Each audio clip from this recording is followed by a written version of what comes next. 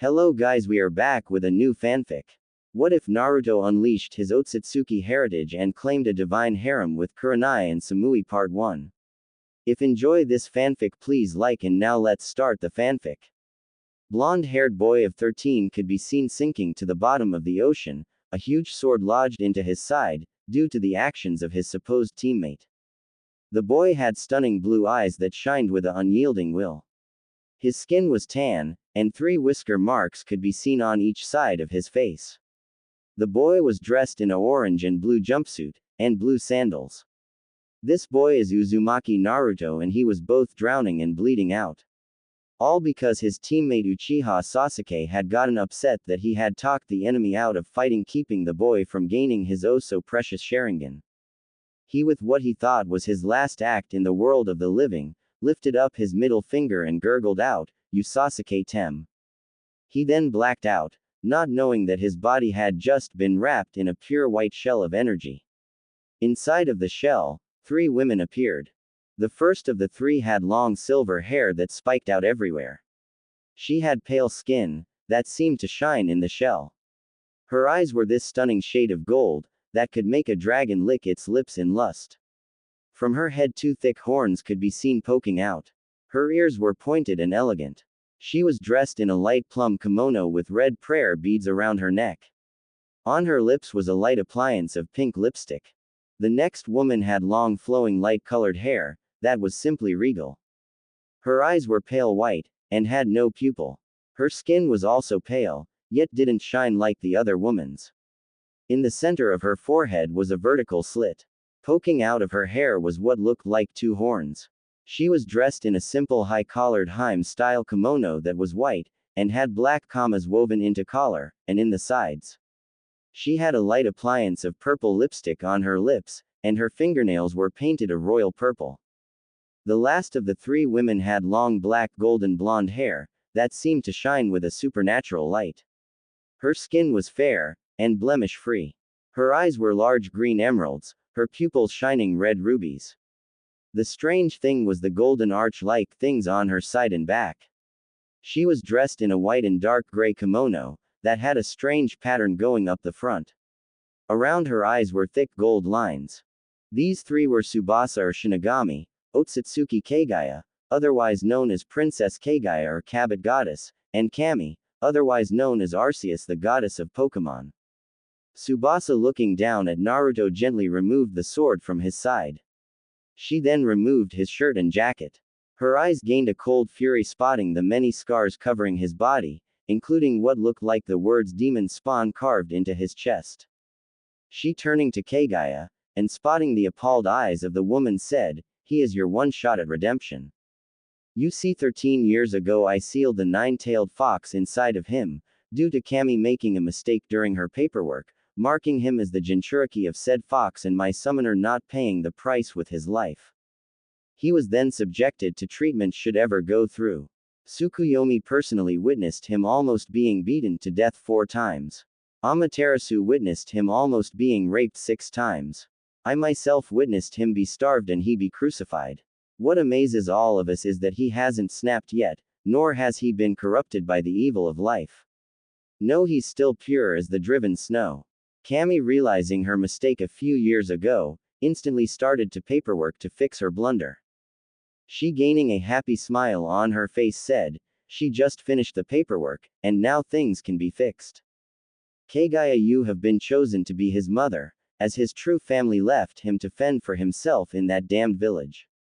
Kami has been listening to request to introduce a few of your children to this world, and has decided to grant said request, by allowing the Pokemon as a brand new summon, that will go to Naruto. Don't worry, he won't abuse them or anything, in fact he'll probably see this as his family, or precious people, and protect them with his life.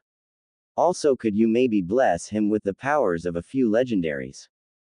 Kami, hearing this, smiled and said, "I can, but after Kaguya-san becomes his new mom." Tsubasa, hearing this, smiled and turned to Kaguya, who was already kneeling beside Naruto. She, gently touching one of his whisker marks, said, "He is going to be my new Sochi-kun. Such a strong will, such potential." She, turning to Tsubasa, asked, Besides informing us of this, and bringing us here, what else is your business here? Tsubasa giggling said, I'm here to give him the blessing of Tsukuyomi, Amaterasu, Susanoo, Izanami, Izanagi, Yami, Kami, and myself. As you know, that makes all 8 of the eternal deities to give him their blessing, which will turn him into a new god. Also to ask him what he wants to do with the Kyuubi. Kagaya hearing this nodded and asked, how will I be turning him into my son? Tsubasa smiling pulled out a very shiny and sharp needle. She said, with this. It's been blessed by Kami Ne and Izanagi Oji. I simply get some blood from you. It interacts with Kami and Izanagi's power, and hello nurse, it's changed into pure DNA that once introduced to his system will transform him into your new darling baby boy. Kagaya hearing this rolled up the sleeve of her kimono and said, then please get to work. As I want to hold my baby for a little while before I'm forced back into that cursed prison my 2 eldest trapped me. Tsubasa nodding, stuck the needle into Kagaya's arm, and drew enough blood to fill the syringe. She removing the needle from Kagaya's arm, smiled when the red blood quickly turned golden. She then sticking the needle directly into Naruto's heart emptied the syringe. Removing the needle, she made the syringe vanish, just as Naruto shot up with wide eyes. He then said, I'm up Haruno, don't poke me with that flaming kunai. He then blinked when he heard 3 very distinct, and very pretty sounding giggles. He turning his head gasped, spotting the 3 women. Naruto was about to ask what was going on, when Kagaya explained everything to him, even who they were. Naruto blinking at this, smiled and wrapped Kagaya in a warm hug and said, wow, I must be really lucky to have such a gorgeous woman as my new mom. Kagaya with a tiny blush on her face said, I am truly the luckiest woman in the world to have such a flatterer for my new and youngest child. He then smiling at her asked, so I noticed you have the Byakugan like the Hyuga clan. Does this mean I'm going to get it too? Kagaya shaking her head said, I'm afraid not, but you will be gaining something much better. Naruto with a curious look on his face asked, what's better than one of the 3 great dujutsu? Kagaya smiling said, the 4th unheard of great dujutsu. Allow me to show it to you. She then closed her eyes and pushed chakra into the slit on her forehead. Naruto gasped when said slit opened up and an eye appeared. This eyes was dark red, with 6 large rings surrounding a single round dot. On each of the rings 6 tomo sat, making a total of 36 tomo in the eye. Did he forget to mention that the tomo were snow white? Kagaya opening her eyes smiled and said, behold the 4th great dujutsu Kaushugan. Eye of Chaos, it has all of the abilities of the other 3 dujutsu, but amplified. For instance, the Byakugan can see almost 360 degrees in every direction, and can see the chakra inside of someone's body. It can see the chakra in the air, and allow you to manipulate the chakra all around you. Another for instance is the Rinnegan allows the user to wield all 5 of the elemental affinities. It allows you to not only do that, but to wield the elements and use the elements of light and shadow.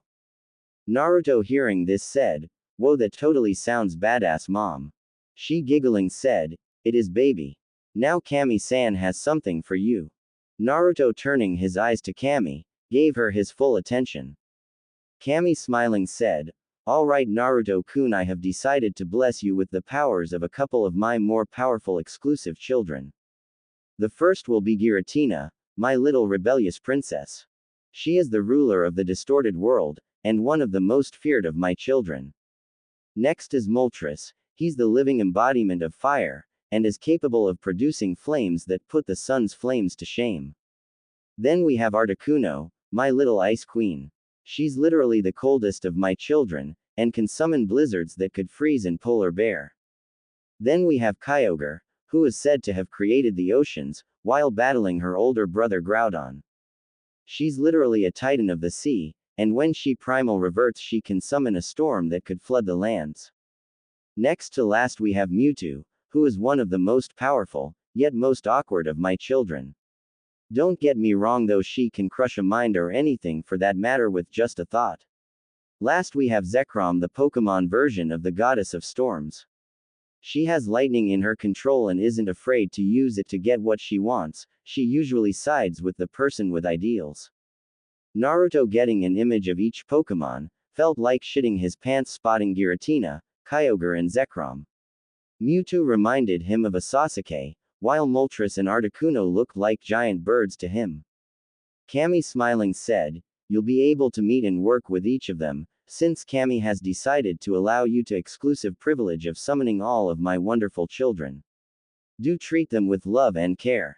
Naruto, smiling, said, "I promise to treat them like they were my own flesh and blood, and I never go back on my promises."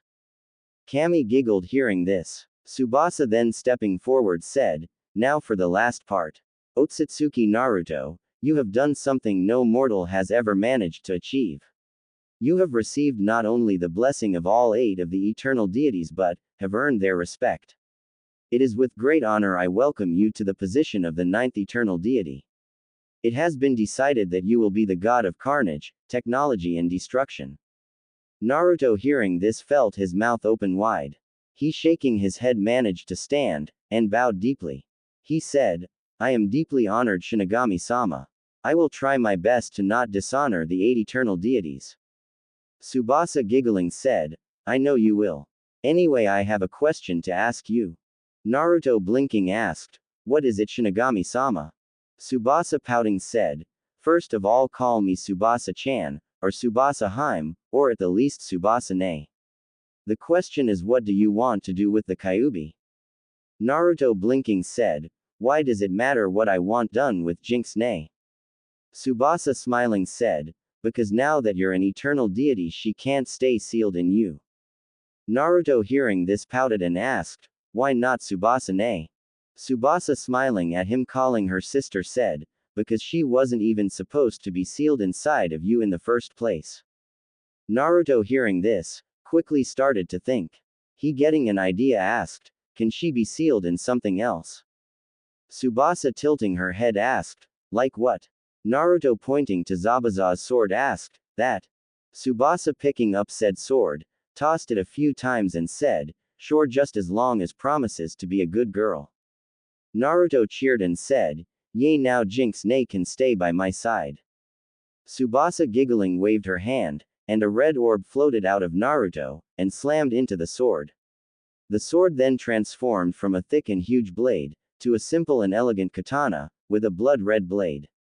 Tsubasa, then gaining a serious look in her eyes, said, "All right, Naruto Otuto, we have to go now. Kagaya has to return to the moon, Kami has to return to her dimension, and I have to return to the cursed paperwork." Kagaya, hearing this, wrapped Naruto in a gentle hug and said, "Stop hiding yourself away, baby. Show your true skills, and ask out Azuki Uago already. Trust me, it'll won't end bad." Naruto, nodding, said, "Okay mom, I will." All 3 women then vanished. Naruto, walking over to his new katana, picked it up and said, "All right Jinx, you heard mom, it's time to pierce the veil." He then, closing his eyes, took a deep breath, and dropped the shell around him. Feeling the cold water hit his body, he closed his eyes and tried to focus on the power of Moltres, but was finding it really hard to focus with spotting all of the marine life all around him, including a hungry-looking shark. He, finally feeling a raging burning inferno inside of his body, tapped into it. His body instantly lit aflame, and he swore he could hear the screech of a large bird. He, crouching down, packing all of his chakra into his legs, prepared to jump. He, shooting up, quickly breached the surface of the ocean, and was in the air above the bridge. He didn't know it, but his entire body was surrounding in a cloak of flames, that had taken on the shape of a bird. He, looking down, could see all of Wave, and a little beyond said country in each direction. He then, focusing his eyes down, tightened his grip on Jinx, spotting Kakashi beating the shit out of Sasuke. Sakura was trying to stop said man. Haku was being held back by Tazuna, who was being held back by Zabuza. The only person who didn't look like they wanted to rip the arrogant Uchiha to pieces was his utterly useless fangirl. He, groaning, wondered why and how did he ever have a crush on such a useless being. He, shaking his head, turned his attention to the rather large army moving towards the bridge, led by what looked like a midget. He, knowing that this was Gato, smirked, spotting the many ships the man had heading towards the bridge. He, closing his eyes, tried to remember the hand signs for the summoning jutsu. Remembering them, he scraped his finger across one of his larger canine teeth, and went through the hand signs. Slamming his hand down on Jinx's blade, he yelled out, "Summoning jutsu." A few puffs of smoke occurred, and when the smoke vanished, on the ground were large light blue and red bipedal alligators, along with large dark blue turtles with cannons in its shell. Naruto, activating his powers from Mewtwo, sent the mental command to attack the ships coming this way, and that he was Naruto, their new summoner. The animals, roaring, jumped into the water. Well, the alligators did. The turtles walked to the end of the bridge and started firing large jets of water out at the ships. He then, dropping from his position high in the air, appeared in front of Haku. He, dismissing Moltres' power, smirked at the wide eyes of Haku, Tazuna and Zabuza. Haku asked, "Naruto-kun?" Naruto, striking the nice guy pose, said, "Yosh. The one and only, with some improvements." He then, gaining a serious look on his face, turned around and said, "Oi Kakashi-sensei, as much as I would like for the Tem to be beaten to within an inch of his life, you're gonna have to wait, as we have an army to deal with." Kakashi, dropping the bloody and bruised Sasuke, turned to Naruto and gained wide eyes, spotting Naruto's eyes. His Kaoshugan activated, revealing his dark purple eyes, with 3 rings, and 3 tomo on the innermost ring. The tomo, of course, were snow white. Naruto, spotting his reflection in Kakashi's headband, said, "I'll explain later, sensei." He, lifting Jinx onto his shoulder, said, "We have business to handle." He, turning to Zabuza, said, "Time to show everyone why you're called the Demon of the Hidden Mist." Looking at Haku, he said, "You don't have to fight if you don't want to, Haku." He, smirking at Tazuna, asked, "Hey old man, got any sake left?" Tazuna, wondering why he asked this, nodded and pulled out a large bottle of said beverage. Naruto's smirk widened as he said, "Toss it here, old man, and you'll see something totally badass." Azuna, tossing Naruto the bottle, blinked when Naruto uncorked it and took a heavy swig of the drink. Naruto's cheeks were bulged out, as he once again tapped into the powers of Moltres and Mewtwo. He, speaking with his mind, said, "White fire style, fangs of the great fire dog." Everyone, including Sasuke, gained wide eyes when out of Naruto's mouth and aura 10 huge fire dogs appeared, snarling and growling. All 10 of them were made of pure white flames, and seemed to be alive. The largest dog, howling, shot forward to attack the now visible army of Gato, the rest soon behind him. Naruto, lifting up Jinx, said, "Let's cause some mayhem." Shadow Clone Jutsu. A poof of smoke later and 300 Narutos could be seen covering the bridge, each one holding up Jinx and coated in flames. Naruto then shot forward, followed closely by his clones. Zabuza, smiling, pulled out his backup sword and said, "I really like this kid." He then charged forward. Kakashi, lifting up his headband, revealed his Sharingan and said, "Hokage-sama would kill me if I didn't help Naruto with this. Besides, what kind of big brother and sensei doesn't help his little brother slaughter an army?" Haku, putting on her mask, said, "I will help my first friend, and will kill my emotions to help him save Wave." She then ran forward, intent on helping Naruto and the others defend Wave. Sakura was being useless and trying to fawn over Sasuke, who was glaring at Naruto with pure hate. Naruto, slicing through a thug, jumped over another one, crushing the man's mind with a thought. Landing, he kicked a man in his gut, making the man turn into a pile of still smoking black ashes. Naruto, tossing a few kunai at some men, said, "Wind style, tornado slicing blades." Huge blades of wind appeared and started slicing through men, forming large twisters, that formed even more blades. He, spotting a clone jump in the air, watched it go through more hand signs. It then called out, "Fire style, dragon flame jutsu." Another clone not far away cried out, "Lightning style, lightning dragon jutsu." The lightning dragon hit the twister, made it start shooting out sparks. Naruto, spotting the fire hitting this, cried out, "Combination jutsu, raging lightning storm." The attack tore through thug after thug, spraying blood everywhere. Naruto, ducking, shoved a sharp kunai into the throat of another thug. Grabbing that thug's head, he pulled with all of his might and pulled out not only the head, but the man's spine also. Sticking his hand in the man's mouth, Naruto started to kill other thugs with the man's spine. Did I forget to mention that Naruto was channeling some lightning chakra through the spine, so the thugs were dying painfully. Naruto then, tossing the spine like a spear, shot forward with a kunai in each hand. Appearing behind a large group of thugs, he tossed the kunai at two thugs coming behind Haku just as the thugs all separated from the rest of their bodies. Pretty soon all that was left of the army was Gato. Naruto, Haku, Zabuza, and Kakashi were coated in blood. Some time ago the people of Wave had appeared, and everyone was now standing in a circle around Gato, who was being held down by some Naruto clones. Naruto, walking forward, turned to the people and asked, "Alright people, what do you guys want to do with this scum?" The entire crowd screamed out, "Kill him." Naruto, hearing this, nodded and said, "Your wish is my command." He signaling to his clones, who pushed the man until his head was touching the bridge. Naruto, walking over to the man, climbed up on the shoulders of one of the turtles. He, raising his left hand, said, "Gato, for your crimes a jury of your peers have sentenced you to death. There will be no mercy, no second chances. I, Otsutsuki Naruto, the god of carnage, technology, and destruction, am your executioner. Goodbye." Naruto then jumped into the air, and once he was high enough, lifted his left foot and cried out, "Taijutsu, curb stomp." He then came down and stomped on Gato's head, crushing it and causing blood and brain matter to explode everywhere. Naruto, scowling, said, "I knew that was a bad idea, but no, I decided to do it anyway. No, I've got a clean brain matter off of my feet." He then, turning to the people of Wave, smiled and said, "Wave, you are now free of the tyranny of Gato. The bridge can be built, and your first steps to peace can be achieved. Rejoice." The people, hearing this, started to cheer loudly. Next thing, Naruto was being tossed up and down, his name being cheered and praised, Haku, Kakashi, and Zabuza in the same boat. Naruto, laughing joyfully, said, "You're welcome." Kakashi was simply basking in all of the attention he was getting, and not being called a pervert. Haku was blushing, and Zabuza was scowling, not liking this one bit.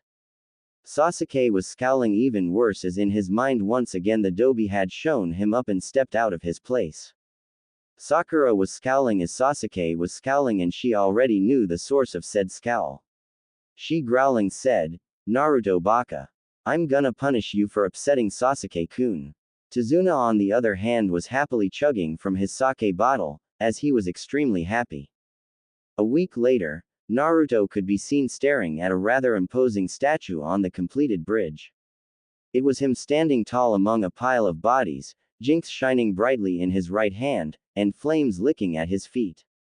His Kaoshugan activated. The strange thing about the statue was the mark on his arm. It was a large C, with what looked like little bugs crawling over it, and rubble around it. This symbol was what the people of Wave had decided his symbol was going to be, and the symbol they were going to worship was going to look like. They had even created some new clothes for him with said symbol in it. He was now wearing a open purple jacket, with black flames on it. On the back was the symbol in bright orange. On each of his hands were black metal plaited fingerless gloves. His pants were purple, with torn out knees, but seemed to be threaded back together with black strings. He had on thick black boots, purple strings making them his. Strapped to his back with a black strap was Jinx.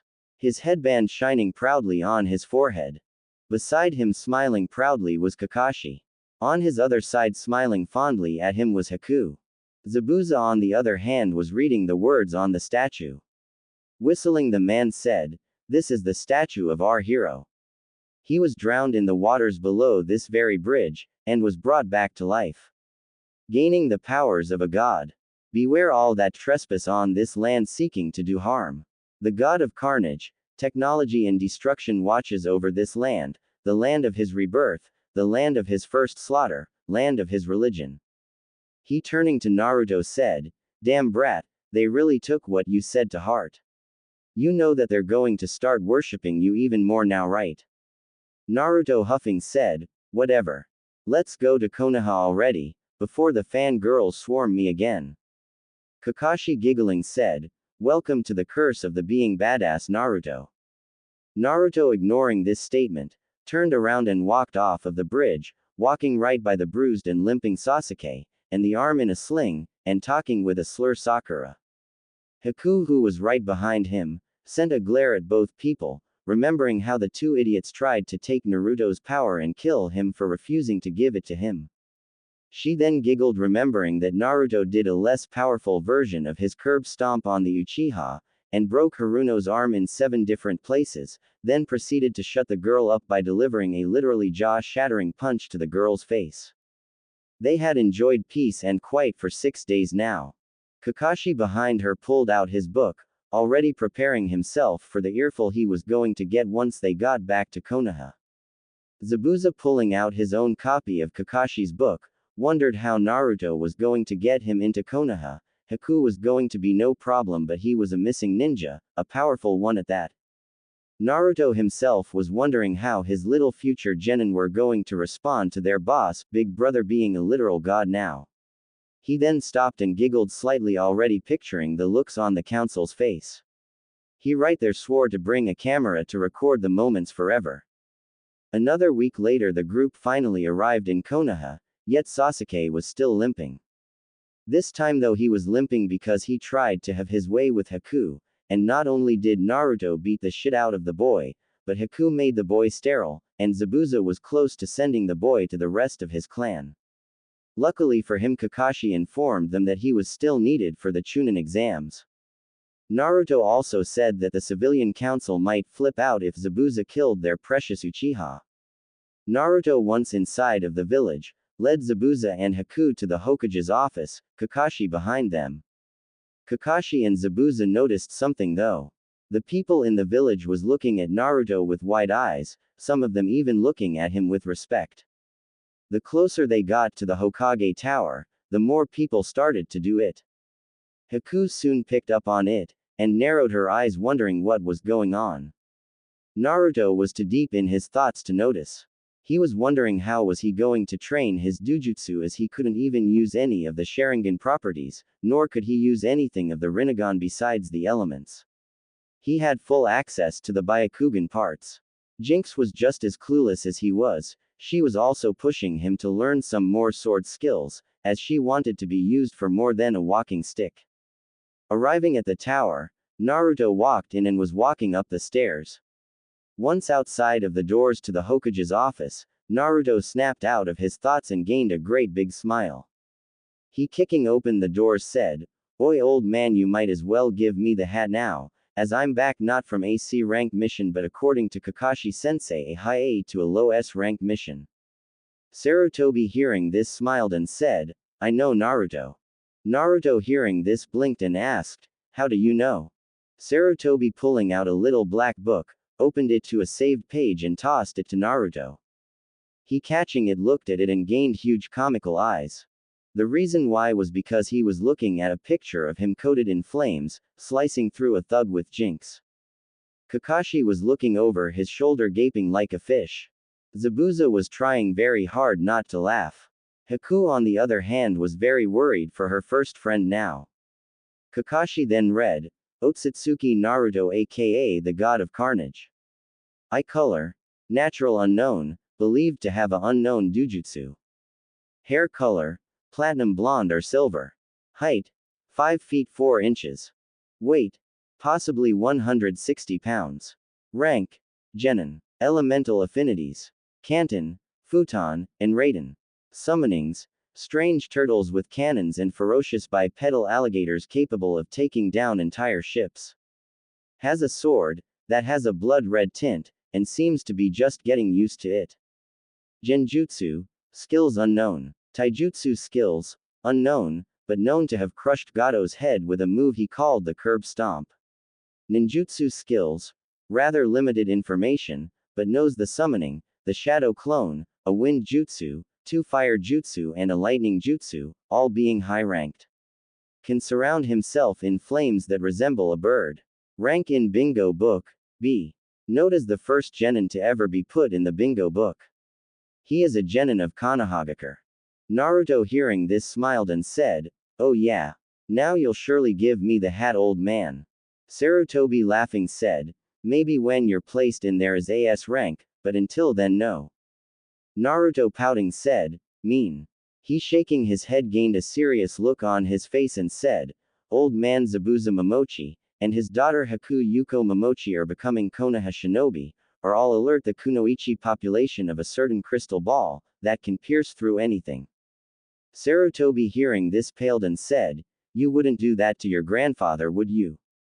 Naruto snorting said, "Yes, if my grandfather doesn't make my friend and her father Konoha shinobi, and don't even try to call my bluff because I've got clones already in the village with several of the more powerful kunoichi gathered." Sarutobi hearing this sighed and said, "I knew letting Anko keep watch over you was a bad idea." Naruto making a victory pose said, "Damn right it was, old man. Anko ne taught me everything she knows, along with Ibiki ni and Inochi-san." Kakashi giggled at the pale Sarutobi who asked, "She took you to the T&I department?" Naruto laughing said, "Sure did, claimed it would teach me to respect my elders. Instead it showed them how to get a prisoner to talk in 5 seconds. Last time I checked Ibiki ni was still trying to beat my record." Sarutobi's sweat dropped at this. He then shaking his head, pulled out 2 headbands and tossed them to Haku and Zabuza. He said, "Welcome to Konoha, and Anbu will lead the 2 of you to a home rented for you. Naruto, Kakashi stay, there's something else you 2 need to know." Haku and Zabuza nodding left, of course after Haku gave Naruto a hug. Once they were gone Sarutobi sighed and said, "Alright Naruto, what I'm about to tell you Kakashi already knows. Please hold all of your questions until I finish." Naruto nodding, didn't even see when Kakashi put his book away. Sarutobi then said, "Naruto, you are not an orphan. You are Naruto Uzumaki Namikaze, son of Namikaze Minato and Namikaze Uzumaki Kushina. You were born 13 years ago, when the Kyuubi attack. You have 2 older sisters, Kion and Akane. You have an older brother named Link, a twin sister named Naruko, and have a younger sister named Natsumi. Yes, that means both Kushina and Minato are alive. While you were away, they came back to the village, and not only did they announce who you really are, but removed you from your apartment. No one knew that they survived, not even me. I am telling you this, because they are in the other room and have heard this entire conversation." Naruto hearing this felt his mind go blank for about 7 seconds. It then kicked back on and he instantly felt a burning hot rage build up inside of him. He could feel Jinx pushing her chakra into her sword. He could also hear her roar about bastards. Naruto clenching his fist, tried very hard to keep a tight lid on his emotions. That plan shot to hell when the door opened and his supposed family stepped out with large happy smiles on their faces. He clenching his eyes shut, and gritting his teeth, was barely holding his rage down, but he knew Kakashi could feel his rage as the man was right behind him. Kakashi on the other hand wasn't even trying to keep his down, he unleashed the full brunt of his killing intent, and glared a hole into the family. Kushina smiling walked over to Naruto and said, "Hello Naruto-kun. How have you been Sochi-kun?" Hearing this woman say this, was it? Naruto snapped. All of his killing intent along with that of Jinx's flooded not only the tower, but the entire village. Every single living being was brought to its knees at the massive intent to kill. Sarutobi in the office was grabbing his heart trying to stop the massive heart attack he was getting from the powerful killing intent. Kakashi was trying to catch his breath. Kushina was down on the floor with wide eyes filled with fear. The rest of the Namikaze family was faring no better. Naruto opening his eyes revealed his menacing dark purple eyes. His eyes now had 6 tomo on the innermost ring. The pupil was also slitted. He glaring at Kushina with all of the hate he could muster said, "Don't you dare call me that."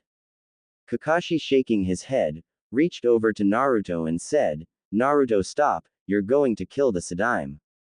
Naruto capping his killing intent, stood from his chair. Walking to the door, he yanked it open. He turning to look at Kakashi said, I'll be in the forest of death if you need me, Kakashi-sensei. Tell Anko nay this also. He then, slamming the door shut, walked towards the forest of death. Sarutobi, finally being able to breath, said, "Oh dear Sweat Kami. I've never felt such monstrous killing intent in my life." Kakashi, getting to his feet, said, "That was 10 times worse than the Kyuubi's, and he somehow managed to pull it all back in." Kakashi then ran to the trash can and puked his guts out. Minato, helping a trembling Kushina to her feet, asked, "What just happened?" Sarutobi, with an "Air you stupid" look on his face, was about to answer, when the door was kicked in and a glaring Anko appeared, with a kunai in each hand, and snakes hissing from her sleeves. She, looking around, asked, "Why did I just sense Naruto's killing intent, and what the hell got him so upset to unleash it?" Kakashi finished puking, wiped his mouth and pointed to the Namikaze family. Anko's eyes, landing on them, narrowed her eyes. She instantly understood what had happened. She, ignoring Kushina, who used to be a big sister figure to her, turned and asked, "Where did he go?" Kakashi said, "Forest of Death." Anko, sighing, said, "Oh great, now it's going to take me all day to find him. Damn brat knows the forest better than I do." She, turning to Sarutobi, said, "Old man, I'm going to need some money for ramen and dango." Sarutobi, sweat drooping, handed Anko a card and said, "That links to my personal account. Don't you dare bankrupt me. I still need to eat." Anko, smiling too brightly, said, "You bet, old man, I'll buy you dango too." She was then gone in a swirl of leaves, leaving a cursing Sarutobi behind. Sarutobi, shaking his head, turned to the Namikaze family and with a cold glare said, "Now you can start explaining to Kakashi and myself why you left him in this village." Minato, sitting Kushina down on the couch, turned to him and said, "Well, you see, it's like this." When it was finished, Kakashi was looking at Minato and his family with eyes that said, "You're the most idiotic man in existence, and I hope Naruto kills you, for his revenge." Sarutobi, on the other hand, was repeatedly banging his head on his desk. He, ending his little rock concert, he said, "Namikaze Minato, that is the most idiotic thing I have ever heard. You leave your son, the one you decided to seal the Kyuubi into, to the mercy of this village, all because you were terrified the Shinigami would come and kill your family for cheating it out of death. Not only that, but you trained said boy's twin sister to cage level and then decide to come back, after Kushina gives birth to another girl." Minato, with a sheepish grin, said, "Yup." They blinked, hearing someone snort. All eyes turning to the door blinked, spotting a bruised and dirt-covered Anko leaning into the door. She, with the eye swollen shut, said, "Naruto is going to kill you, if any of you ever come near him." She then, limping into the room, followed by a concerned Kurenai, plopped down in the empty seat and asked, "Kakashi, did my little brat really become a god?" Kakashi, shrugging, said, "I honestly had no idea. I was just grateful that he was alive. I forgot to ask him what happened to him."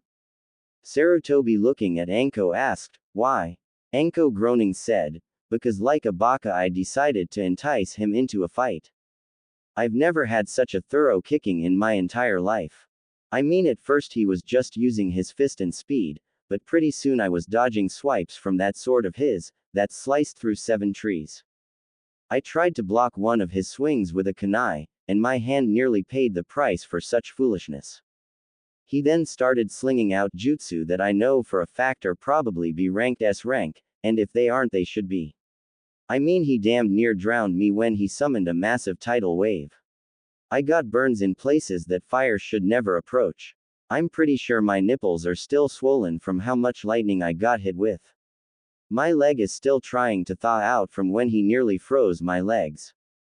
She then, popping a joint in her shoulder, said, "The craziest thing was that he kept vanishing and reappearing in front or behind me, before hitting me with an attack. Hell, I couldn't even sense him move, like he wasn't even using chakra. He even made me witness many different things. He made me witness him making me beg, scream and moan for him too." Kurenai put her hand over Anko's mouth and said, "Anko, there are children in here." Anko, moving her eyes to Kurenai, licked her hand, forcing Kurenai to move it. Anko, looking Kakashi in the eyes, said, I'm just glad he doesn't have full control over his dujutsu, or I'm pretty sure I'd be in a hospital right now, instead of him sleeping inside of his room at the T&I department. Sarutobi quirking an eyebrow asked, "You managed to defeat him?" Anko snorting said, "No, he damn after stomping a mudhole into me, and making me feel like shit, decided to sleep off his extreme anger. Damn brat fell asleep standing in front of me." Kakashi giggling said, "Be lucky he didn't curve stomp you, like he did the Uchiha brat." Sarutobi then said, "So that's why he was limping." Kakashi shaking his head said, "Oh no, he's limping because he decided to try and force himself on Haku. Naruto broke the boy's leg in 6 different places, then kicked the boy in the balls so hard, he actually lifted into the air a little. Haku then made sure the little shit wouldn't be having any children by sterilizing him. Zabuza was oh so close to ending the boy's life." Sarutobi crossed his legs and asked, "What about the Haruno?" Kakashi giggling said, "Naruto got tired up putting up with her and not only broke her arm in 9 different places, but then shattered her jaw with a punch. So I think he was holding back on you, Anko, or you'd be in a coma or worse right now." Anko groaning said, "I believe it." Sarutobi was about to say something when his front door was kicked open by 3 kids, all looking like mini Narutos, hell they even had some orange on them. Konohamaru spotting Anko asked, "Anko nay where's boss, and don't even try to fool us by saying that he isn't in the village because we felt his killing intent." Sarutobi hearing this blinked and asked, "How is it that you 3 know what killing intent is?" Moegi bowing to him said, "Naruto ni has been training us after school. He introduced us to killing intent so that we wouldn't freeze up if we were ever came across it. He also started us on the tree climbing exercise along with making sure we understood a shinobi's greatest tool." Kakashi hearing this blinked and asked, "What is a shinobi's greatest tool?" Udon pushing up his glasses said, "A shinobi's greatest tool is deception." Kurenai blinked asked, "He told you this?" All 3 kids smiling said, "Boss Big Brother told us that Kakashi said something like look underneath the underneath and that hiding your skills and powers from within the shadows was one way to deceive the enemy." Kakashi nodding sagely said, "That is definitely something I would say to Naruto." Konohamaru deadpanning said, "Boss also said you told him something about Hyugas always having a big chest and the quiet ones being the loudest in bed." Kakashi hearing this gained wide eyes and paled as the temperature in the room dropped drastically. Anko somehow on her feet with a powerful glare in her eyes cracked her knuckles and with a sickly sweet smile on her face asked, "Kakashi Baka, you'd better not be trying to corrupt my innocent, darling little Naruto." Kakashi quickly said, "Hokage-sama, let him read his version of Aika, Aika." Sarutobi hearing this gulped as Anko and Kurenai were now both giving him a powerful glare. He then witnessed Kakashi vanish in a poof of smoke. He nearly cried when Konohamaru said, "If Aika, Aika is that orange book the old man reads all the time, then he let me read it too." Moegi hearing this said, "Hey Kono, let's go find Big Brother." Udon somehow knowing that the Sadaime was about to be beaten said, "Yes, let's go find boss." The 3 kids then left, ignoring the pleading eyes of Sarutobi as Kushina, Kion, Akane, Anko, Kurenai and the purple-haired Anbu slowly descended upon him. Minato, Link, Kakashi, Naruto, and a curious Natsumi wisely left the room. Later in the day, Naruto could be seen sitting on the stool in his favorite food place in the village. Jinx was attached to his back, as he stirred his ramen with his chopsticks, not paying attention to much around him. He was deep in thought trying to process what he had learned. He was also slightly happy that he had unlocked more power of the Kaushugan. He could now predict movement like the Sharingan, and had unlocked the animal path of the Rinnegan. Sighing, he slipped a few noodles into his mouth, just as he felt someone sit beside him. Moving his eyes to his left, he let a small smile appear on his face, spotting Kakashi. Kakashi ordering a bowl of ramen said, "All right Naruto, it's time for that explanation I never got." Naruto smirking said, "Not until the others arrive." Kakashi quirking an eyebrow, blinked when Anko, Ibiki, Inochi, Ino, Zabuza, Haku, Konohamaru, Moegi, Udon, Kurenai, Hinata, Gai, Rock Lee, Neji, Kiba, Shino, Uruka, Shikamaru, Choji, Tenten, Asuma, Yuago, Hayate, and surprisingly a perfectly fine Sarutobi. Once everyone was there, Naruto said, Ayame-chan close up the stand. This is something you're gonna wanna hear. Ayame nodding closed the shop along with Chuki. Once everyone was seated, Naruto crossed his arms and said, what I'm about to tell you is 100% true. No one interrupt me until I'm finished and then I'll be glad to answer any questions. Now what Kakashi, Zabuza and Haku most likely know that you guys don't is that during Team 7's mission, I was technically drowned by Uchiha Sasuke. During this time I was confronted by 3 gorgeous women. The first being the goddess of death herself Tsubasa. Next was the mother of the sage of 6 paths, Otsutsuki Kagaya. Then there was Kami, the goddess of my summons, the Pokemon, Arceus. I was woken up by Tsubasa using a syringe full of Kagaya's blood, that with the help of divine forces, expunged all human DNA inside of me, and transplanted her DNA inside of me. This making me Otsutsuki Naruto. I was also blessed with the powers of a few of Kami's very powerful children. Finally Tsubasa informed me that I was now a member of the Eternal Council of Deities. I did this by becoming the god of carnage, technology and destruction. Sadly she had to remove Jinx to do so, and for those of you who don't know, Jinx is the true name of the Kyuubi.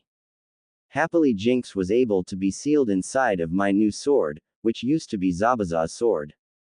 I gained my Dujutsu from Kagaya, who is my mom now. It's the 4th great Dujutsu, that has all of the powers of the other 3. It's fully evolved from has 36 tomo, and 6 rings. So far I only have 3 rings and 6 tomo. This gives me the abilities of the Byakugan, and recently unlocked the predicting ability of the Sharingan, and one of the 6 paths of the Rinnegan.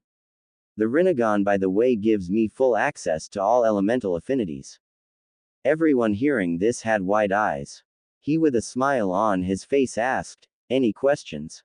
Ino shooting her hand into the air asked, what are Pokemon, and what powers did you get from them?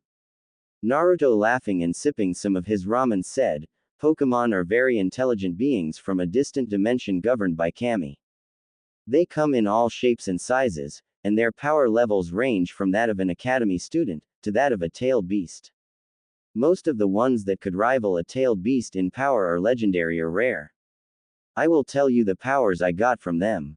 First let me inform you that Kami-chan gave me the powers of only legendaries. The first of said legendaries was the ghost dragon ruler of the alternate dimension of the Pokemon dimension. Her name is Giratina, and she has 2 forms. I think Kami-chan called her a rebellious princess or something. When I tap into her power I can create rifts in the world, and teleport to a pocket dimension. I can also seal or trap things inside of said pocket dimension. Then we have the living embodiment of Fire Moltres who can create flames so hot, they put the flames of the sun to shame. Kakashi, Zabuza, Haku, Anko and Wave have already witnessed me use her power. Then there's her Arctic sister, Articuno, who could create blizzards so strong it could freeze a polar bear. Anko has had the pleasure of witnessing me using her power. Then we have Kyogre who can create entire oceans with just a swing of one of her mighty fins. With her power I can create entire aquatic ecosystems, and if I tapped into her primal powers, flood the world. There's Mewtwo, who's very powerful, yet equally as awkward. She has power over the mind, and can crush a being's mind with a simple though. With her power I can speak with my mind, move objects using telekinesis, crush someone's mind, and most likely turn someone into my living breathing puppet. Kakashi, Zabuza and Haku witnessed me use a little of her power. Lastly is Zekrom, who according to Kami is the Pokemon version of the goddess of storms. She has lightning in her power and from what I've read from her profile under the summoning contract can bring entire mountains down with a single lightning bolt. Everyone hearing this paled, well everyone besides Konohamaru, Moegi and Udon, who were looking at Naruto with stars in their eyes. Haku asked, If you're part of the Eternal Deity Council, does that make you the youngest member? Naruto nodding said, yes, the eldest being Izanagi and Izanami, though I wouldn't be foolish enough to call Izanami-sama old to her face. Zabuza ignoring this asked, are you going to use the symbol the people of Wave made as your official symbol? Naruto shrugging said, I don't see why not for now. Anko asked, are any of your summons big enough to, I don't know, stop a raging Biju? Naruto sighing said, size really doesn't matter when it comes to the Pokemon, but including Kami herself, 18. Everyone hearing this blinked. Kurenai asked, you said size doesn't matter, why not? Naruto smiling at her making her gain a small blush said, leave it to the Genjutsu mistress to hear that. Mewtwo can crush anything with her mind, including Konoha if she wants. Articuno can freeze entire oceans if so much as thinks about it. Darkrai can trap you in a never-ending nightmare if she wants. Suicune can blast you with purified high-pressure chilled water stream if she wanted to. Hell Moltres could melt you if you pissed her off, and the same could be said for any Pokemon. Asuma hearing this asked, how many Pokemon are there? Naruto blinking said, 720. Everyone gasped hearing this and shouted, that many? Naruto nodding said, yes. Sarutobi asked, do you want me to inform the council of any of this? Naruto snorting said, you can tell them all of this for all I care. There's not a thing they can do about it. Inochi groaning said, damn, this is going to cause one long meeting. Naruto laughed at this. Ayame then asked, are you going to let your teammates know this? Naruto snorting said, no chance in hell. Kiba laughing asked, are you afraid the Uchiha will demand that you make him a god? Naruto laughing said, no, I'd rather make out with Akumaru than do that. I'm afraid what the pink howler monkey is going to do once she finds out. Akumaru hearing this barked and growled. Kiba laughing said, that's his point, Akumaru. Hayate coughing a little asked, are you going to let your god status go to your head? Naruto snorting said, hell no, I'm still train until I drop, rest a little, get up and train even more. Just because I become a god, doesn't mean I'm going to let my skills drop. Guy gaining flames in his eyes said, Yosh. Naruto-kun's flames of youth burn brightly. I must run 1,000 laps around Konoha on my hands until I catch up to him. Lee shooting up shouted, Naruto-kun, you are now my eternal rival.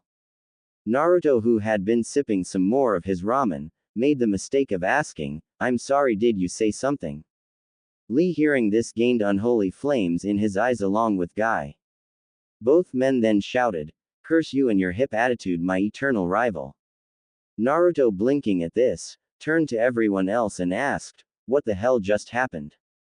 Kakashi patting Naruto on his back said, the other curse of being so badass, Naruto. Weird as declaring you as their eternal rival and always challenging you to even weirder contest. Yuago asked, do you need help with your kenjutsu training? Naruto rolling his eyes said, I was going to ask you, Hayate or no brows about helping me later, to get Jinx Nei to stop nagging me. Shikamaru hearing this smiled and said, now you see my plight. Naruto snorting said, no, Shika, women aren't troublesome, older sisters are troublesome. I mean, look at me, I have 8 of them, and 6 of them are gods. One is a demon, and the last is Anko. Anko hearing this said, hey. Naruto waving his hand said, don't try to front, we all know that out of 8 of my sister you're the most sane, and that's pushing it. Anko pouted at this, while everyone else giggled.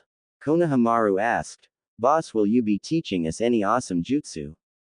Naruto looking at him said, that depends on if you 3 can stay out of trouble, pay attention to Iruka's lectures, what elemental affinities you have, and if you 3 can climb trees using just your feet yet. Iruka hearing this gained wide eyes and asked, it was you who taught them how the tree climbing exercise? Naruto turning to him nodded and said, yeah, I taught it to them, to get them to stop bugging me. Iruka sweat dropping hearing this said, well, they can climb trees using only their feet. Shino pushing up his shades asked, are there any bug-like Pokemon? Naruto smiling at Shino said, Shino my comrade there's an entire type dedicated to bugs, hell there's even a legendary bug Pokemon. Shino actually smiled hearing this. Kakashi then asked, are you going to keep putting Sasuke and Sakura in their place? Naruto finishing his ramen said, is the old man a pervert? Sarutobi choking on his ramen, glared at Naruto, when Yuago, Kurenai, and Anko all said, he sure is. Naruto and the others laughed at this. Neji then asked, what are you going to do about the Namikaze family? Naruto gaining a passive face said, nothing as I'm no longer part of that family. I am Otsutsuki Naruto. He then turning to Sarutobi said, by the way I'm gonna need my stuff put back in my apartment. Sarutobi nodding said, I'll hire a genin team to do so. Naruto snorting said, fine just don't hire Team 7 to do so, or a certain secret will be told to a few certain high-ranked kunoichi of the village. Sarutobi blanching said, I wasn't even considering hiring Team 7 for the mission. In fact Team 10 will be doing the mission tomorrow morning. Naruto nodding said, good. Until then I'll be sleeping at the tower, or maybe in one of the interrogation rooms.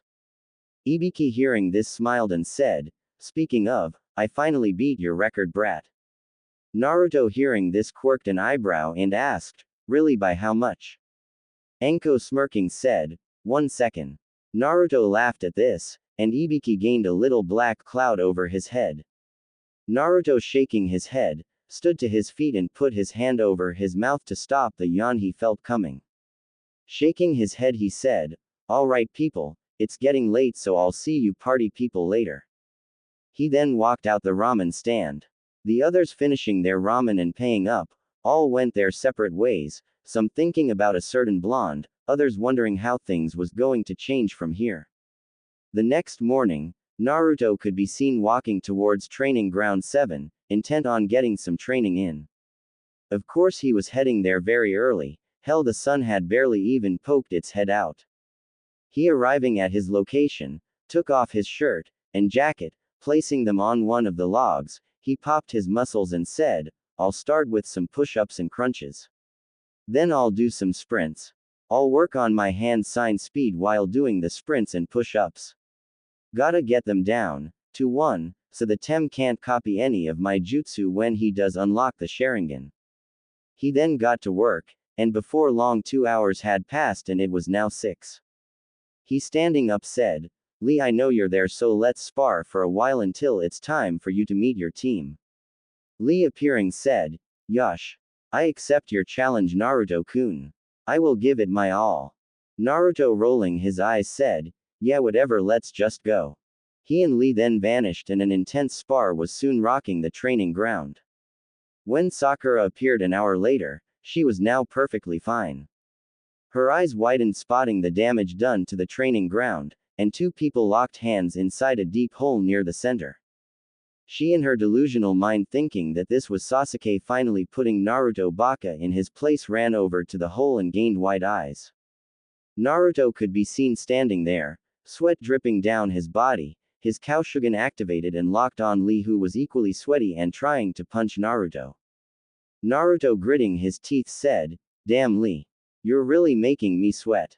Lee smiling said, as are you Naruto-kun. Exactly as I expected from my eternal rival. Naruto then started to push more chakra into his body, feeling Lee doing the same. Sakura was blasted away by the immense chakra both boys were putting out. Naruto's being a dark red, almost the color of blood, while Lee's was the normal blue. Sasuke who arrived seconds after Sakura was scowling at this, not believing what the Dobi was doing.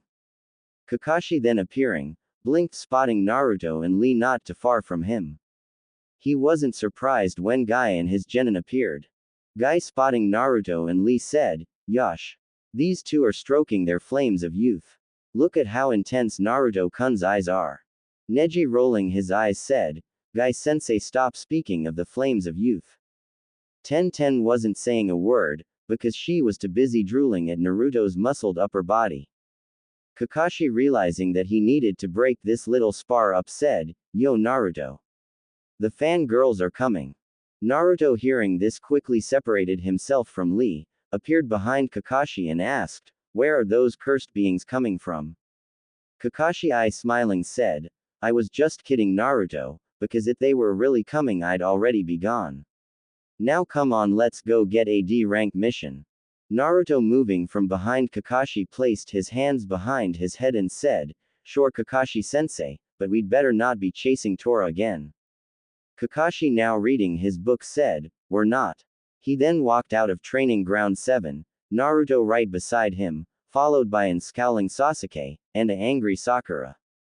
4 days later, and Naruto was chasing Konohamaru, Moegi and Udon, as he was helping the three with their speed, by playing a game of ninja with them.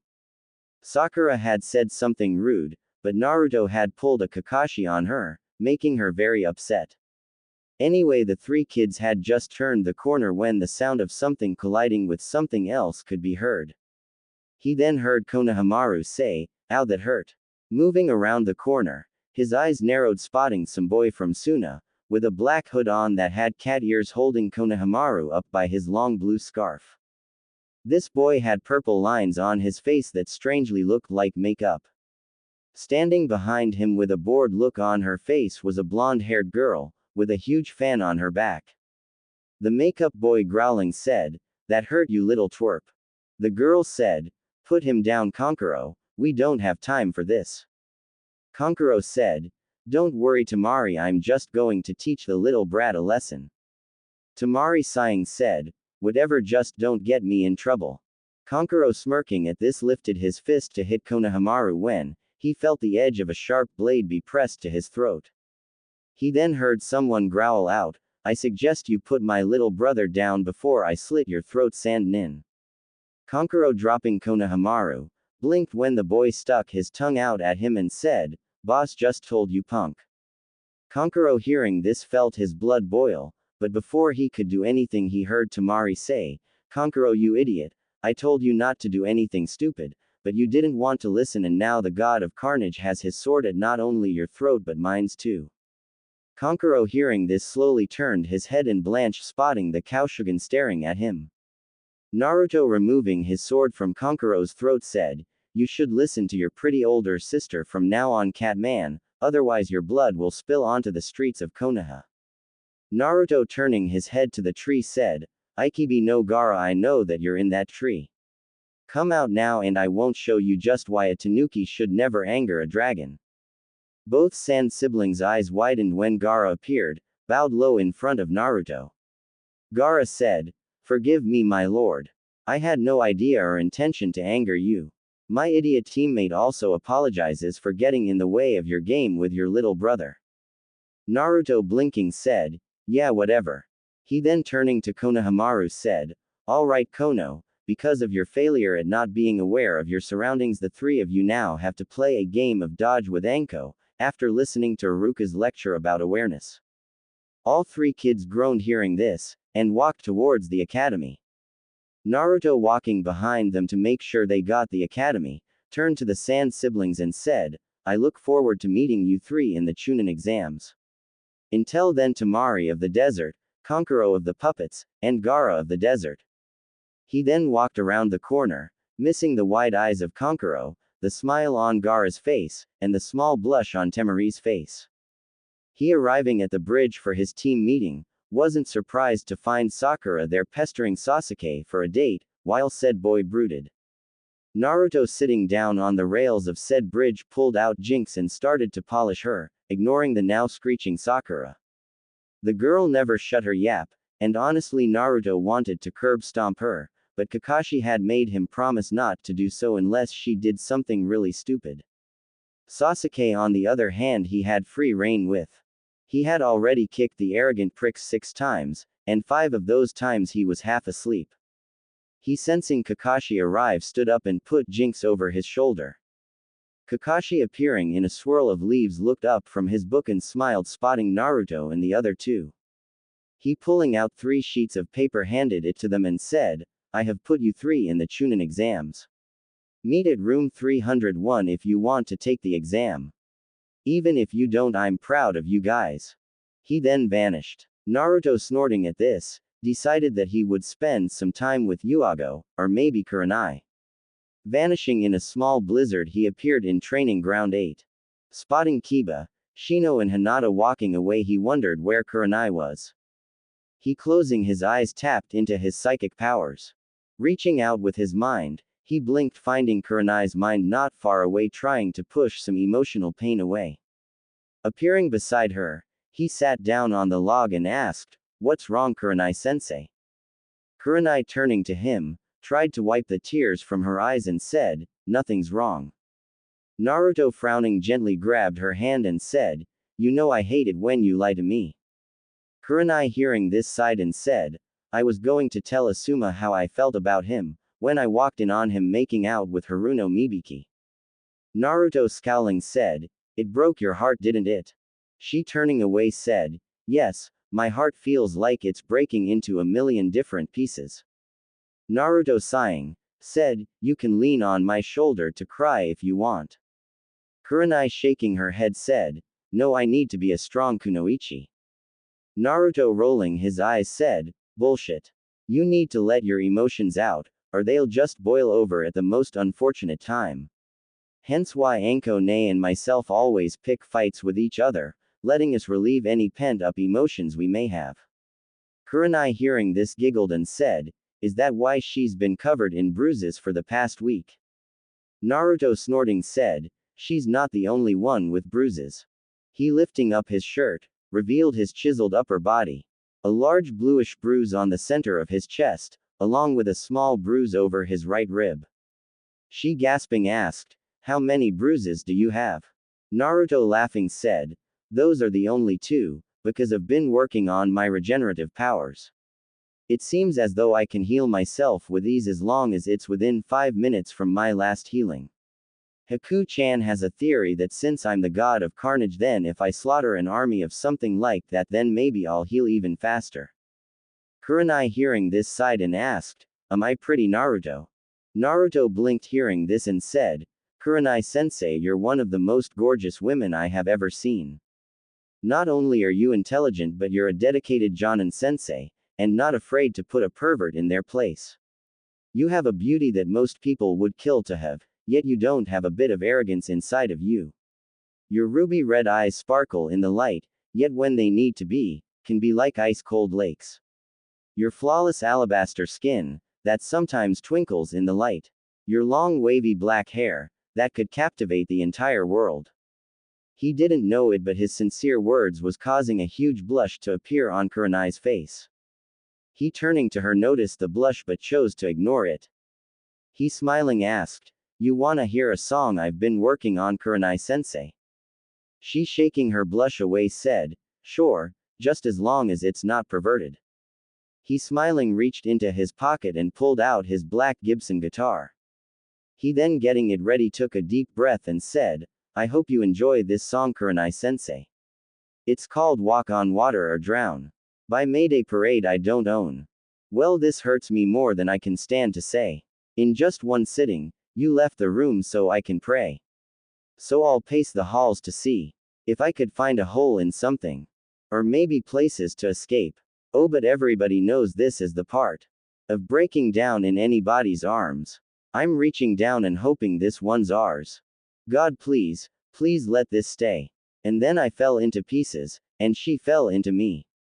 Saying, "Play this song. It's been too long since I've heard you sing. You got here just in time to let me know I was worth saving. It's nothing more than for the heart. Too proud to breathe. But I'm too scared to say the things worth saying. Who knew this trip would be this hard? As I'm looking to the sky to count the stars, I wonder if you see them where you are. I'm down on both my knees and pray tomorrow brings no pain. And then I feel into pieces, and she fell into me. Saying, play me a song. It's been too long since I've heard you sing to me. And yeah, we all fall to pieces. But at least you fell to me. But this is a wrong night. So tell me good night and let it go. I stayed here and you just pray. My head would clear and I'd stay safe. The pieces left, the love had changed, just saved everything. Oh, and everybody knows this is the part of breaking down in anybody's arms. I'm reaching down and hoping this one's ours. God, please let this stay. And then I fell into pieces and she fell into me. Saying, play me a song.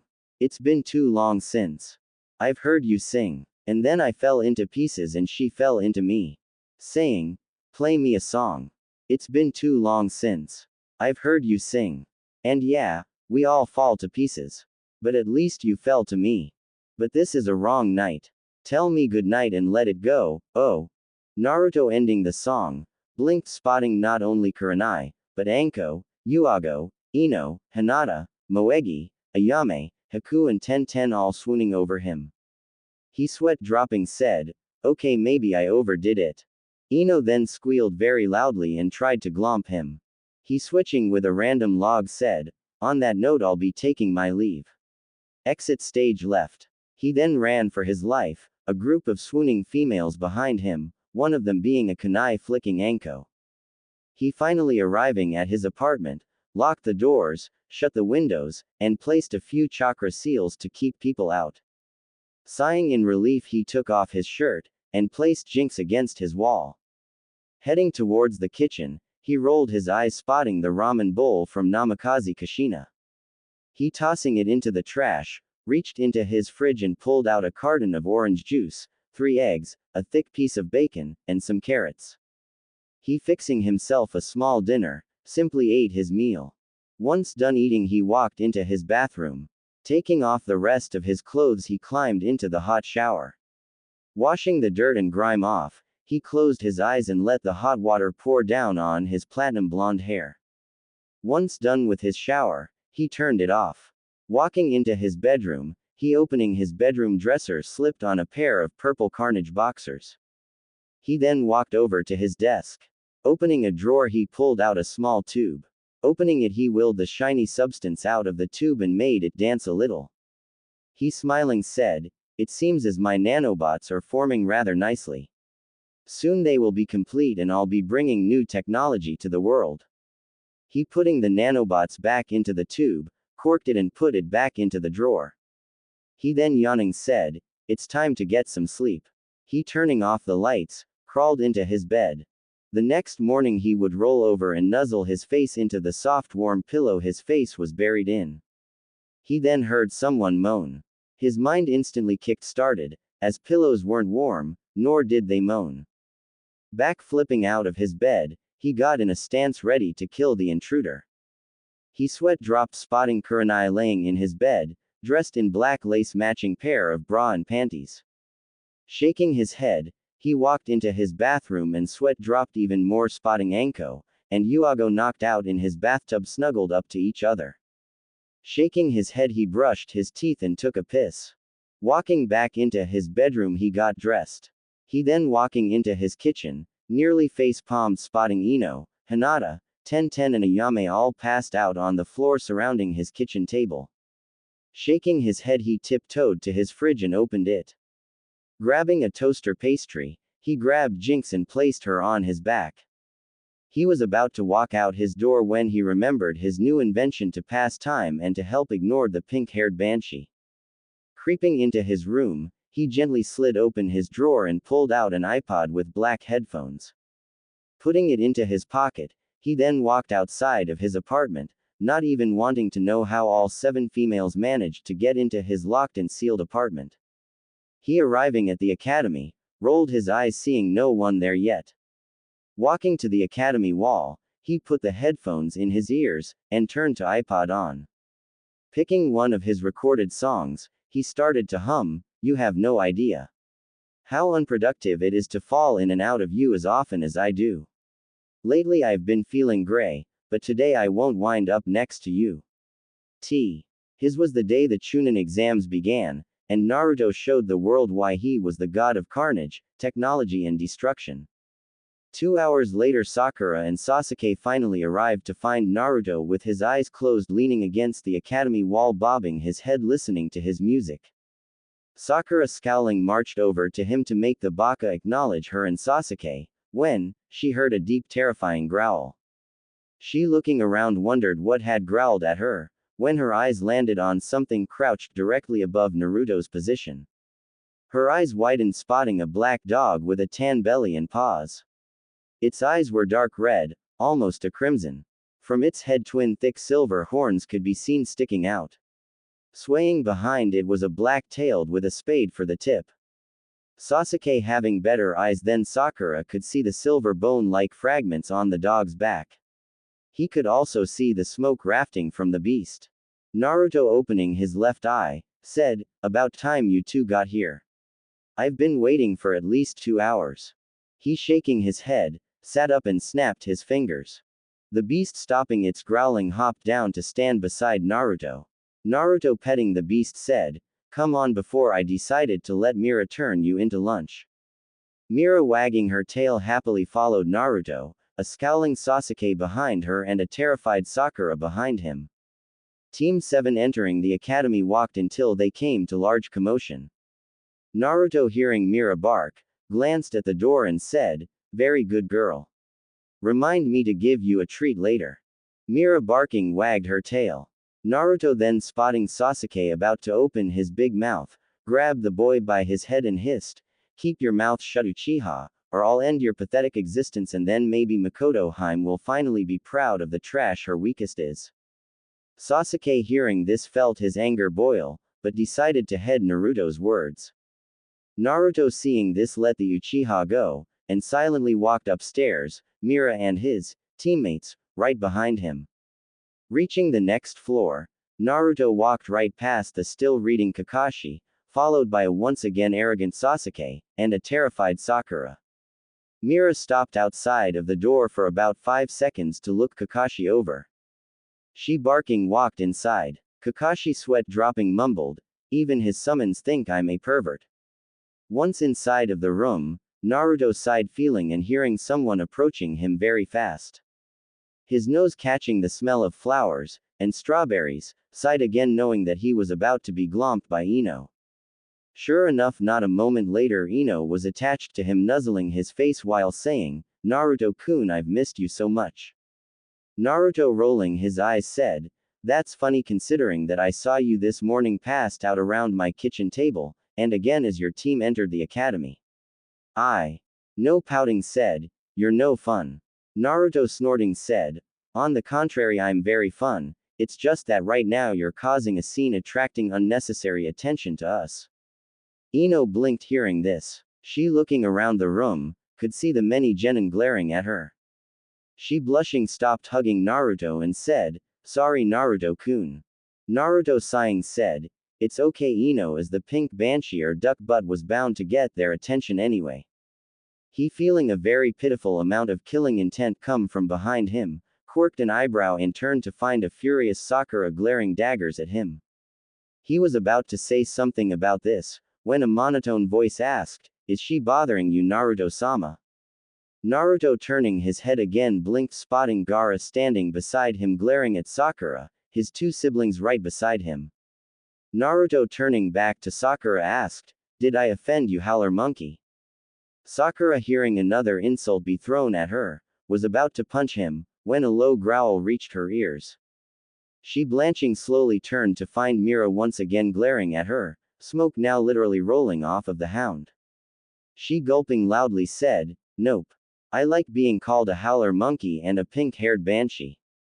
Naruto smirked at this, but sensing someone trying to sneak up on him, quickly spun around with Jinx poised at the threat's throat. His Dujutsu activated, was glaring hard at a pale and sweating Kabuto. Kabuto, raising his hands, said, "Easy there, buddy, we're on the same side here." Naruto, hearing this, narrowed his eyes and put Jinx back on his back. He then said, "Be very lucky, fool, that Jinx doesn't want your pathetic blood to touch her blade, or your head would be rolling on the floor." Kabuto, now gulping, said, "Alright, I was just gonna offer you guys some info if you want." Naruto, looking Kabuto in the eyes, asked, "Info eh? Tell, what do you know of Temari's romantic history, the chesty blonde from Kumo's fighting style, the cute red head from Kusa's sensory skills, and the hot blue-haired girl from AIM?" Kabuto, blinking, pulled out his ninja cards, ignoring the blush on Temari's face, the questioning look from Samui, the hearts in Karen's eyes and Conan's eyes narrowing. He then said, Tamari of the desert. Let's see, she's had no boyfriends or girlfriends. In fact, she doesn't even have any friends due to her father being the cage, her brother being a demon, and her other brother being accused of being a cross-dresser. He, ignoring the killing intent coming from Kankuro, said, Samui of Kumo uses the Cloud Headhunter Kenjutsu style, and is not known to use any style of taijutsu. Samui, hearing this, returned to her cold facade. He, flipping through the cards, said, Karen Uzumaki has amazing sensory skills. Is said to be able to sense exactly what kind of chakra a person has from miles away. Karen still had hearts in her eyes as she stared at Naruto. Kabuto, pulling out the last card, said, Conan of Aim, also known as the Angel of Aim, has an unknown bloodline that allows her to use paper with her jutsu. Is also rumored to be very close to the Amekage. Naruto nodded, hearing this. Sasuke, smirking, said, I want to know about Otsutsuki, Naruto. Kabuto, smiling, pulled out a card and pushed some chakra into it. He, looking at the card, gained wide eyes, blanched, and felt his hands start to tremble. He, looking up at Naruto with wide eyes full of fear, said, Otsutsuki Naruto, aka the God of Carnage, is listed in the bingo book as an B-rank threat. Said to have many different powerful bloodlines. His sword is rumored to have the very soul of the deadly Kyuubi inside of it. Has very powerful summons that have been seen taking down entire boats. This says he also died during your C-S rank mission. It is unknown how he came back to life, but it is said that he burst from the ocean shrouded in a flaming cloak looking much like the mythical phoenix. Naruto, petting Mira, ignored all of the eyes on him. Well, he did, until he felt the intense stare of Conan. Winking at her, he smirked when the cold-looking woman blushed. Sasuke, with wide eyes, was about to protest all of this, when a large poof of smoke occurred. When it cleared, standing there reading an orange book, was Zabuza Momochi, a sword resting on his back. He lazily said, All right, brats, to your seats, it's time for the written part of the Chunin exams. Everybody quickly took a seat, and Naruto wondered if Kami was upset at him or something, as he was sitting in the middle seat. Samui sitting to the left of him and Conan on the right. Mira was laying down at the front of the class, but still was searching for any threats to her master. Zabuza then explained the rules and began the exam. Naruto, flipping over the exam, looked at the paper, and didn't know a single answer. He, knowing that this test was about information gathering, tapped into Mewtwo's powers, and got the answers from Shikamaru, not even wanting to go near Sakura's mind. Once finishing his paper, he flipped it over and decided to read some minds. He decided to start close, breached Conan's mind. She was thinking, the Kyuubi Jinchuriki is a B-rank threat in the bingo book, has some unknown bloodlines, and his summon looks rather deadly. I wonder how Nagato will react to this. He'll most likely send out Kisame and Hitachi to capture or test the Jinchuriki. How he doesn't see that Hitachi is clearly protecting the boy from inside of the Akatsuki, I don't know. Can't say I blame her, though he is rather cute. Naruto, storing all of the information he had just gotten, turned to Samui. She was thinking, so he is the one Raikage-sama wants me to seduce. Maybe he won't be difficult and I can just get this over with. It won't be all that bad either, he's really handsome, and seems to be rather strong. I and the others will track and defeat his team during the second exam. Naruto again stored this info for later. He, entering Karen's mind, sweat dropped as she was thinking about how dark his chakra was and how she just wanted to jump his bones, and ride his dragon. Moving away from her, he tried Tamari. She was thinking, I can't believe the God of Carnage asked about my love life. Does this mean he's interested? Why would he possibly be attracted to me though? I'm not all that beautiful, and according to Kankuro and Lady Chio, I'm too brash to ever make a proper girlfriend. Naruto shook his head at her thoughts, wondering if he should kick Kankuro's first or demolish whoever this Chio lady was. He, deciding to enter one more mind, tried Zabuza. Zabuza was thinking, Haku has her eyes set on Naruto. The way he attracts women though, it looks like she'll be in for one hell of a battle for his heart. Hell, I kinda feel bad for the kid with all of the powerful kunoichi after his heart. Naruto, sweat dropping at this, decided to polish Jinx's blade as he really didn't wanna hear anyone else's thoughts. Pulling her out from behind him, he pulled out the cloth and sword polish. He then started to gently wax the blade, ignoring the very loud and sensual purrs from Jinx. 45 minutes later, and Zabuza said, "Time's up." Brought pencils down. Everyone stopping their test blinked when Zabuza said, "Alright, the 10th question is optional. If you take it and fail, you'll never be allowed to advance in rank. Chose wisely." Brats.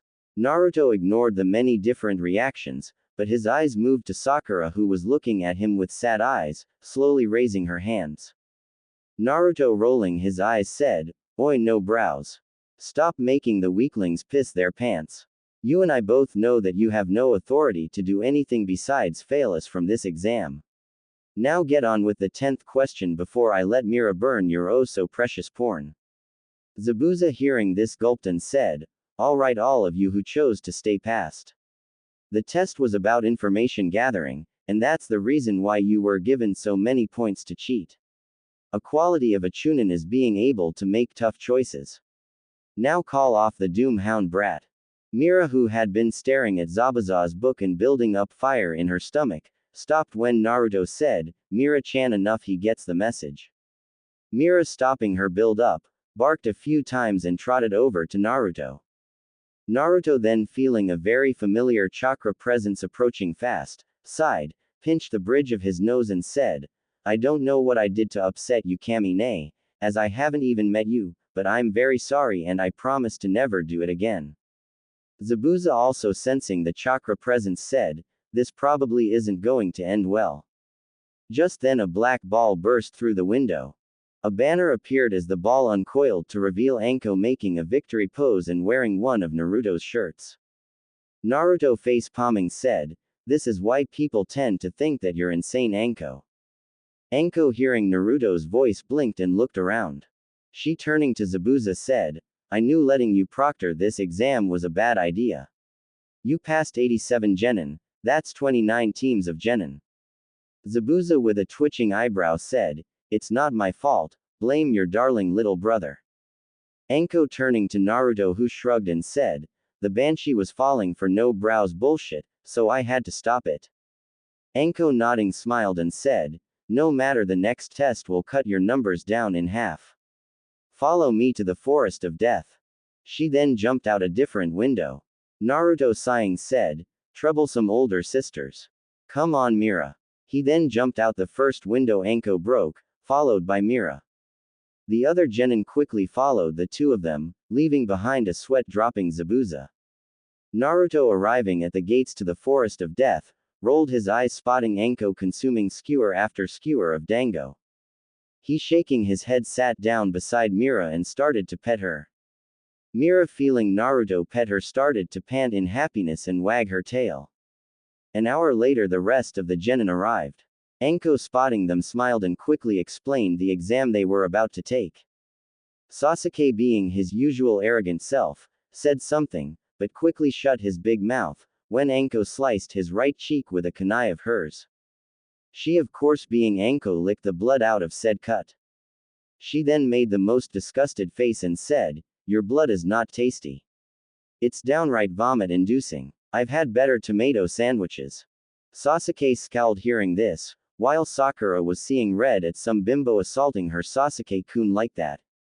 Naruto himself was impassive on the outside, but on the inside he was roaring in laughter. Mira was not so dignified. She started to make a sound that resembled laughter. Team 7 then collected their scrolls, and headed to their assigned gate. Naruto had already sealed the scroll in his right hand, while creating a duplicate that he handed to Sasuke. He didn't trust the arrogant boy with something so important. He had also managed to swipe another 2 scrolls. One being the same they already had, the other being the one they needed. These 2 scrolls he made Mira swallow, knowing that they were safe inside of her. He then waited for the signal to go. Once he got it, he blasted into the forest, Mira and the other 2 right behind him. He, in the very front, crossed his hands and whispered, "Shadow Clone Jutsu." 10 clones appeared without a single noise. The clones then transformed into identical copies of Team 7, including Mira. The clones then took off into the forest. Naruto then said, "All right, King Emo, Banshee, here's the plan. We head towards the tower, taking out any threats we may come across. I will lead as I know this forest like the back of my hand. Sakura, you will be behind me as you are the weakest, but have a sharp mind, almost comparable to Shikamaru's. Emo, you will be behind her, as even though you don't have them, you have trained your eyes very hard so that you could capture movement when you finally awaken your Sharingan. Mira will be at the back, as she is the second most powerful of the four of us. She will be using her nose to search out any threats coming from behind. We will also have a code that we recite to each other if we ever get separated. The code is, you told me think about it, well I did. Now I don't wanna feel a thing anymore. I'm tired of begging for the things that I want. I'm oversleeping like a dog on the floor. Imagine living like a king someday. A single night without a ghost in the walls. And if the beast shakes the earth underground, we'll start the revolutions." He, turning his head slightly, asked, "Got it?" Sakura, spotting his Dujutsu activated, nodded, while Sasuke with a scowl on his face also nodded. Naruto, turning back to the front, said, "Good." 2 days later and Team 7 had yet to run into any trouble, and that's what worried Naruto. His eyes then sensing something let him know to get down. A huge gust of wind then blew over his head, and he cursed hearing both of his teammates be blown away. He, standing up, scowled, spotting Mira, growling, and Sakura and Sasuke nowhere to be seen. His eyes then moving to the trees, scowled again, spotting Samui and her 2 teammates, looking a little irritated. Naruto, pulling out Jinx, scowled and said, "Trust me, you don't want to do this." Karui, with rage in her eyes, said, "Shut up. Your stupid clones distracted us for 2 days, keeping us in this stupid forest and keeping Samui from doing her mission. Now be a good little dog and let Samui do her mission." Naruto narrowed his eyes hearing this. He, hearing Mira growling loudly, said, "Mira-chan, tear her apart." Mira, hearing this, let out a bone-chilling howl that could be heard in Konoha. She then vanished and Team Samui had to jump to avoid being fried by a ball of black flames. Mira, appearing on the branch they were just on, could be seen with fire inside of her mouth. Black flames visible at the corner of her mouth. Karui, pulling out her sword, asked, "What in Kami's name is this thing?" Samui, also pulling out her sword, said, "It's one of his summons, be careful." Omoi, with his lollipop in his mouth, said, "We need to take it down now." Mira, tired of them talking, let loose a powerful stream of black flames aimed at Karui. Said girl, jumping, felt her feet warm from the intensity of the flames. She, landing beside Samui, rushed towards Mira, and just managed to make the dog jump back. Omoi also attacked in that instant, causing Mira to roll over on her back. Naruto, not paying attention to the battle, had his eyes to the left, as that's where he senses Sakura and Sasuke fighting someone with as much chakra as him. Scowling, he said, "Mira." The dog, appearing beside him, was looking at him with her blood-red eyes. He, looking at her, said, "I have a new mission for you. My idiot teammates are fighting someone with chakra reserves as high as mine with me wearing chakra suppression seals. I'm going to summon your pack. All of you are to go help my teammates, but don't get injured. In fact, I want all of you to mega evolve." Mira, barking, hopped back, as Naruto quickly summoned 50 more of the dogs, causing Team Samui to gain wide eyes. Mira, howling again, went through a small transformation, now having a silver bone-like spikes on the front of her body. Mira then took off, her pack closely following behind her. Naruto, once they were gone, turned to Team Samui. He, setting into his Kenjutsu stance, said, "Come and bear witness to the god of carnage." Karui, hearing this, charged in head-on, ignoring the cries of her teammates. Naruto, dodging Karui's attack, kicked her hard in the stomach, forcing the girl to bend over and clutch her stomach. He then backhanded the girl, not even caring about the shattering sound he heard. Karui, hitting a tree hard, slumped to the ground. Omoi, hearing this, charged Naruto with Samui. 30 minutes later and Naruto was sent crashing through a few trees, as all three members of Team Samui were now up and working together to take him down. Karui panting said, that should take care of him. Omoi also panting said, he's tougher than B-sensei. Samui staring at the trees said, I can see why Raikage-sama wants his genes. Karui standing up said, I guess we should go rescue the bastard so Samui can complete her mission. Omoi nodding said, then we can finish the job. Samui sighing said, come let's finish this mission.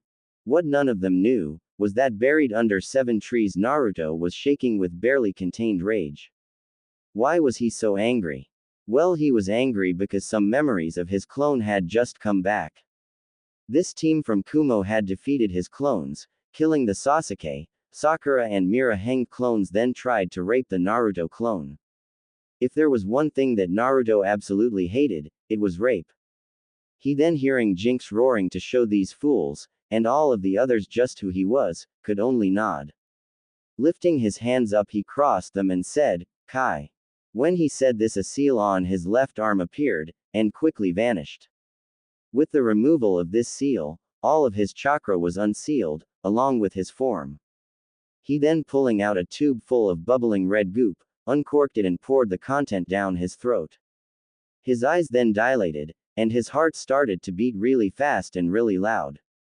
His chakra then exploded from his form, burning the trees on him and the ground under him.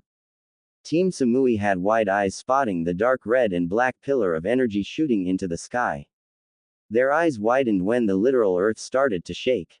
They then fell to their knees as a killing intent so strong it was destroying the wildlife appeared and crushed all within its reach. Samui, looking towards the pillar, felt her eyes widen, spotting a human figure standing in the pillar. At least she thought it was human, until huge horns appeared from its skull, along with a pair of dreadful-looking wings. She then watched as a thick tail appeared behind it, swaying with pure menace.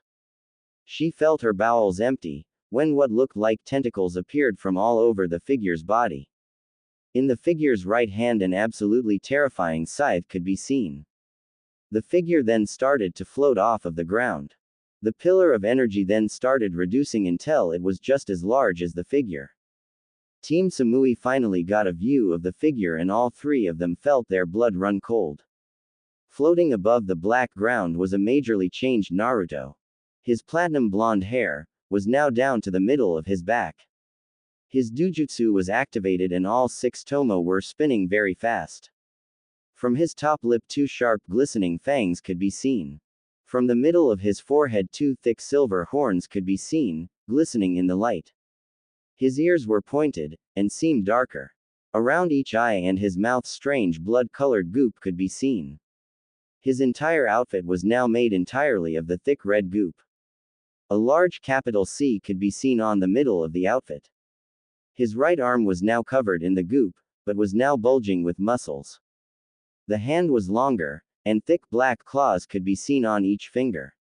Said fingers were wrapped around a massive black scythe looking to be made of the spine of some unfortunate soul.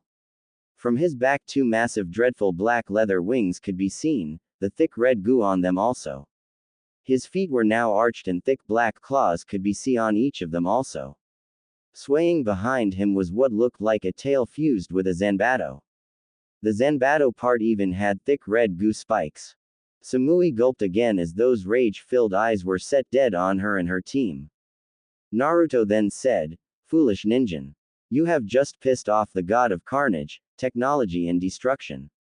Pray to Kami Ne that you survive this encounter because I will not be holding back as your mission was to rape me." Quote. He then, unfurling his wings, let out a bone-chilling, fear-inducing, prayer-inducing, "Run all the way to mama, run as far away as you can roar." Karui, hearing said roar, could only think, Kami Ne. Is he really the god of carnage? If he is, then Raikage-sama is going to need protection from his wrath. Omoi was thinking, goodbye cruel world. To think Raikage-sama would send us to our deaths against an actual god. He's gonna crush my lollipop and my bones. Samui was thinking, this isn't going to end well unless I find a way to defeat an actual god. Oh, who am I kidding? I-sama, thanks to your idiotic ideals I'm going to be slaughtered by the true god of carnage, and die a virgin. Naruto, ending his roar, said, "Get ready to meet Tsubasa-ne." He then pounced on the poor team Samui. Samui, ducking under a swipe from Naruto's tail an hour later, was really tired. Omoi and Karui were out of commission. Karui was bleeding from her midsection as Naruto had sliced her with his scythe. Omoi's right arm was mangled beyond recognition, because Naruto had crushed it in pure rage. Samui herself was sporting some rather nasty cuts, that were oozing blood. The three of them had tried to defeat this new monstrous Naruto but had been completely dominated. What made Samui shake though, was that Naruto wasn't even trying. He was doing the bare minimal. She jumping just managed to keep herself from being burned alive by pure white flames. She dashing forward tried to slice Naruto, but he caught her sword with his hand. He then turning his head to her locked eyes with her, and Samui started to try and get loose. Too bad for her, Naruto wasn't having none of that. He reaching forward with his left hand, forced her to be still. Looking into her eyes, he activated his psychic powers. Breaking into her mind, he started to literally destroy her mind. He was shattering all her beliefs, all her truths, all of it. Samui's eyes were slowly glazing over. He then, sensing someone else attacking his team, growled and tossed the girl away. Roaring, he took off into the sky, leaving behind three very hurt Kumo genin. Samui, once he was gone, struggled to her feet, and stumbled over to Karui. Pulling out the medical kit, she wrapped Karui's midsection and stopped the bleeding.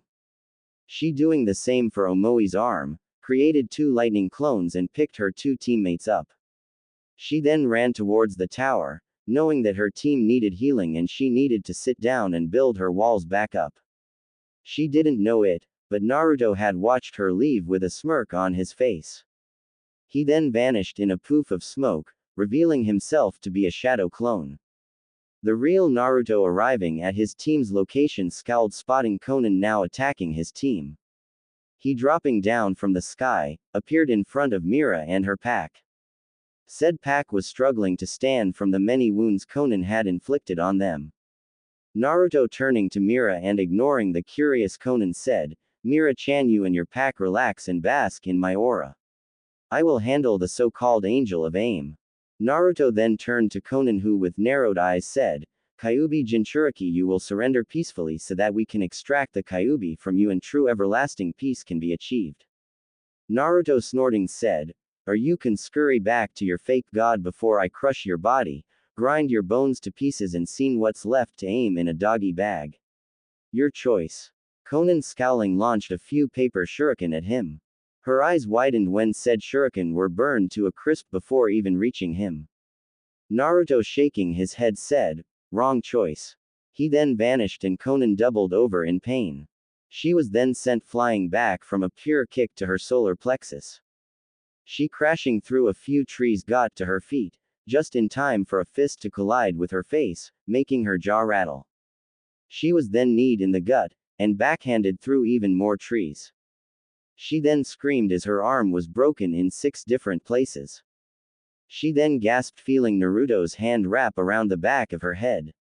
Her face was then slammed hard into the forest floor, causing a massive shockwave to run through the forest. Naruto then, picking her back up, tossed her through even more trees. Konan, struggling to her feet, could feel that a lot of her bones were broken and possibly a few of her internal organs were bruised. She, with blurry vision, looked up and whimpered, spotting Naruto slowly marching toward her. She, forming a paper spear, tossed it at him, but groaned when he knocked it away with his hand.